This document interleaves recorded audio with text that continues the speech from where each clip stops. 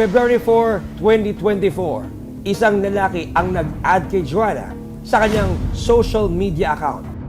Agad namang inaccept ng dalagita ang friend request nang nagpakilalang si Jason Dimahi. Bakit pa ayaw mo magpakita? Nakakaya kasi sa'yo eh. Hindi pa kasi ako naligo eh. Di naman kita maaamoy. Gusto lang kita makita. Eh, next time na lang. Pag nakaayos na ako. Arte naman nito. Ako nga matutulog na ako eh. Mula noon, naging madalas daw ang pag-uusap ng dalawa online. Eh di sa panaginip mo na lang tayo magkita. Eee!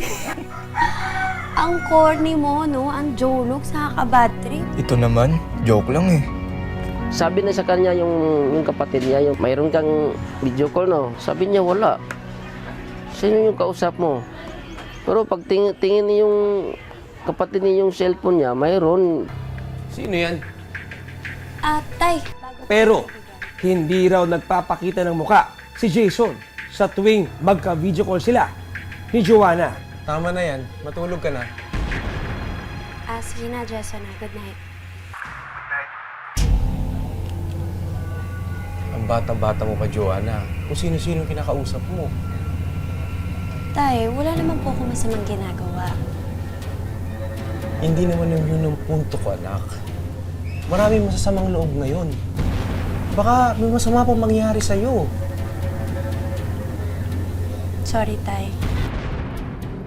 Sa kabila nito, nagpatuloy ang pakikipagkaibigan ni Joanna kay Jason.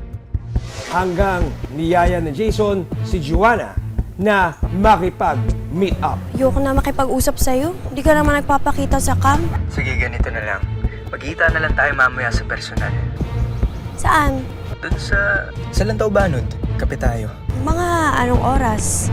Mga alas 6 o kaya alas 7. Ikaw, Gabi na yun eh. maaga pa yun. Sige na, libre ko. Aba, dapat lang no. Sige, papaalam muna ako kay Lola. Sabihan kita. Ang hindi alam ng dalagita, isang matinding panganib pala ang nag-aabang sa kanya. Hi. Ikaw ba si Joanna? Sino ka?